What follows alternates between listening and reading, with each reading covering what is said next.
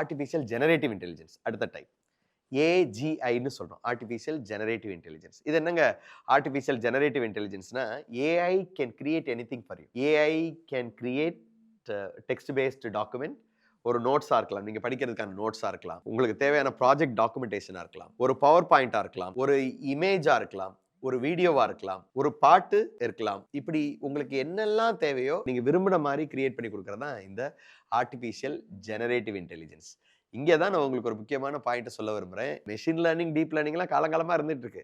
ஆனால் அது பிரபலமாகாமல் இந்த ஏஜிஐ வந்த பட ஆர்டிஃபிஷியல் ஜெனரேட்டிவ் இன்டெலிஜென்ஸ் 20க்கு அப்புறம் வந்ததுக்கப்புறம் தான், குறிப்பாக இந்த சாட் ஜிபிடி போன்ற தளங்கள் வந்ததுக்கப்புறம் தான், சேட் பாட்ஸ் தளங்கள்னு சொல்ல முடியாது, சேட் பாட்ஸ் வந்ததுக்கப்புறம் தான் நம்ம ஆர்டிஃபிஷியல் இன்டெலிஜென்ஸ் பிரபலமாகிறத பார்க்குறோம். நான் சொல்கிறது புரியுதுங்களா? ஆர்டிஃபிஷியல் ஜெனரேட்டிவ் இன்டெலிஜென்ஸ் ஏயோட ஒரு குழந்தை, ஒரு சப்செட். ஆனால் ஏஜிஐ வந்த பிற்பாடு தான் ஆர்டிஃபிஷியல் இன்டெலிஜென்ஸோட அப்ளிகேஷன் வந்து பிரபலமாக தொடங்குது. இன்னைக்கு நம்ம பயன்படுத்திட்டு இருக்க அத்தனையுமே இந்த ஏஜிஐ கீழே வரும். எல்லா டூல்ஸும் நீங்கள் ஜெமினியா இருக்கலாம், கோபைலட்டா இருக்கலாம், கிளாடா இருக்கலாம், இப்படி எல்லா சாட் ஜிபிடியா இருக்கலாம், எல்லாமே இந்த ஏஜிஐக்கான உதாரணம். நீங்க வெப்சைட் வேணுமா, ஒரே ஒரு 10 செகண்ட்ல ஒரு வெப்சைட் டெவலப் பண்ணிட முடியும். ஒரு 10 செகண்ட்ல மொபைல் ஆப் டெவலப் பண்ணிட முடியும். பேசிக் அந்த ப்ராம்ப்டிங் இருந்தா போதும்.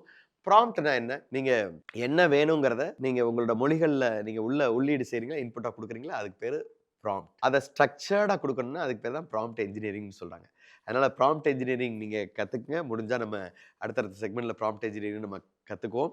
அடுத்தது artificial super intelligence. Artificial super இன்டெலிஜென்ஸ்ங்கிறது எப்போ வந்து மனிதனோட கேப்பபிலிட்டிஸால ஒரு ப்ராப்ளத்தையோ அல்லது ஒரு ஒரு ஒரு அப்ளிகேஷனை செயல்படுத்த முடியாத பட்சத்தில், it is beyond human capabilities. மனுஷனுடைய கேப்பபிலிட்டி இல்லாத ஒரு சூழல்ல இந்த ஆர்டிஃபிஷியல் சூப்பர் இன்டெலிஜென்ஸ் உதவியா இருக்கும். உதாரணத்துக்கு ஸ்பேஸ் ரிசர்ச். ஸ்பேஸ் ரிசர்ச்ல அடிக்கடி மனுஷன் போய் நேரடியாக, இப்போ உதாரணத்துக்கு நம்ம ஐஎஸ்ஆர்ஓ வந்து ஒரு ஸ்பேஸ் வெஹிக்கிள் மூனுக்கு அனுப்புறாங்க அப்படின்னா, if there is a problem, உடனே அடுத்த ராக்கெட்டை பிடிச்சி இன்னும் 2-3 பேரை அனுப்பி அங்கே ரிப்பேர் பார்க்க முடியாது. அப்படிப்பட்ட சூழ்நிலைகளில் only ASI can put the space vehicle into the right track or right orbital. அப்போ அந்த மாதிரி சூழல்களை ஏஎஸ்ஐ பயன்படுத்துவாங்க. இப்படி நம்ம மனுஷனோட கேப்பபிலிட்டிஸ் சால்வ் பண்ண முடியாத ப்ராப்ளம், சால்வ் பண்ண முடியாத கேப்பபிலிட்டிஸ் ரீச் அவுட் ஆகிறதுங்கிறது அந்த ஆர்டிஃபிஷியல் இன்டெலிஜென்ஸ். இது வந்து it is beyond human intelligence. நான் ஏற்கனவே சொல்லிட்டேன். அடுத்தது வந்து it improves on its own. எப்படி மனுஷன் வந்து தவறுகளை கற்றுக்கிட்டு அது மூலமாக இம்ப்ரூவ் பண்ணுறாங்க, இதுவும் அதை தகவமைச்சு தன்னாலேயே திருத்திக்கும், மாற்றிக்கும். அடுத்தது வந்து it can understand every thing. இப்போ நான் கம்ப்யூட்டர் சயின்ஸ் ப்ரொஃபஸராக இருக்கலாம், எனக்கு இன்ஜினியரிங் தெரியாமல் இருக்கலாம், எனக்கு வந்து ஸ்பானிஷ் தெரியாமல் இருக்கலாம். But it is able to ASI can do anything and every thing. எல்லாமே இப்போ எப்படி ஆர்டிஃபிஷியல் நேரோ இன்டெலிஜென்ஸ் குறிப்பிட்டது தான், குறிப்பிட்ட விஷயங்கள், இது எல்லாத்தையும் பண்ண முடியும். It can create anything abundantly. இப்போ என்னால் நீங்கள் உட்காந்து பேச சொன்னால் ஒரு 5 மணி நேரம் பேசலாம், 6 மணி நேரம், அதுக்கு பிறகு டயர்ட் ஆயிடுவேன். தொடர்ந்து அது உங்களுக்கான வேலைகளை எந்த ஃபீல்டில் வேணாலும் எப்படி வேணாலும் செஞ்சு கொடுக்க முடியும். இப்போ இதோட ப்ரொடக்டிவிட்டின்னு பார்த்தீங்கன்னா, இதோட பயன்பாடுகள்னு பார்த்தீங்கன்னா, ஹெல்த் கேரில், டெலிகம்யூனிகேஷனில், எஜுகேஷனில், சயின்ஸ் எக்ஸ்ப்ளரேஷனில், ஸ்பேஸ் ரிசர்ச்சில் அபரிவிதமாக இருக்க போகுது. ஒருவேளை இந்த டெக்னாலஜி ஃபுல் ஃப்ளெஜ்டாக வரும்பொழுது நம்மளோட லைஃப் வந்து ரொம்ப ரொம்ப ஸ்மார்ட்டாக ஆகிடும்.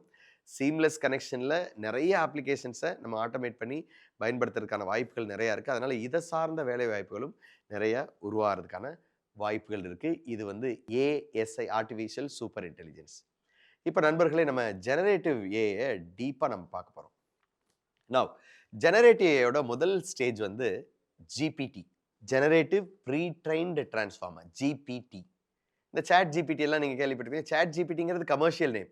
இந்த ஜிபிடிங்கிறது technology element or forefather of generative AI. Okay, generative pre trained processor. இது என்ன பண்ண முடியும்? It is developed for producing text based answers. நீங்கள் டெக்ஸ்ட் ப்ராம்ப்டாக கொடுத்தீங்கன்னா டெக்ஸ்ட் பேஸ்ட் ஆன்சர்ஸை ப்ரொடியூஸ் பண்ணி கொடுக்கும். அது உங்களுக்கு கேள்விகளுக்கு ஆன்சர் கொடுக்கும், விளக்கம் கொடுக்கும், ஒரு லெக்சர் நோட்ஸ் கொடுக்கும், எஸ்ஏ கொடுக்கும். இதெல்லாமே டெக்ஸ்ட் பேஸ்ட் ஆன்சர்ஸை ஜென்ரேட் பண்ணி கொடுக்கும். ஜிபிடிஸில் நிறைய வெர்ஷன் வருது. GPT-1, GPT-2, GPT-3, GPT-4. ஒவ்வொரு வெர்ஷன்லேயும் ஒரு அடிஷன், நம்ம ஒரு அட்வான்டேஜஸ் நம்ம ஆட் பண்ணிக்கிட்டே வரோம்.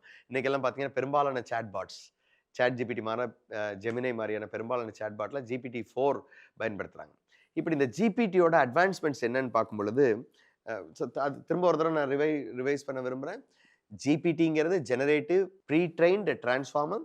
GPT generative pre trained transformer. இது வந்து டெக்ஸ்ட் பேஸ்ட் queries-க்கு, அதாவது ப்ராம்ப்ட்டுக்கு டெக்ஸ்ட் பேஸ்ட் ஆன்சர்ஸ் கொடுக்கும். It can give you essay, it can summarize ஒரு 10 பக்கத்தை சம்மரைஸ் பண்ணி கொடுக்கும், கோடு ஜென்ரேட் பண்ணி கொடுக்கும், எழுதி உங்களுக்கு தேவையான தகவல்கள் எழுதி கொடுக்கும். இதெல்லாம் ஜிபிடி பண்ணக்கூடியது.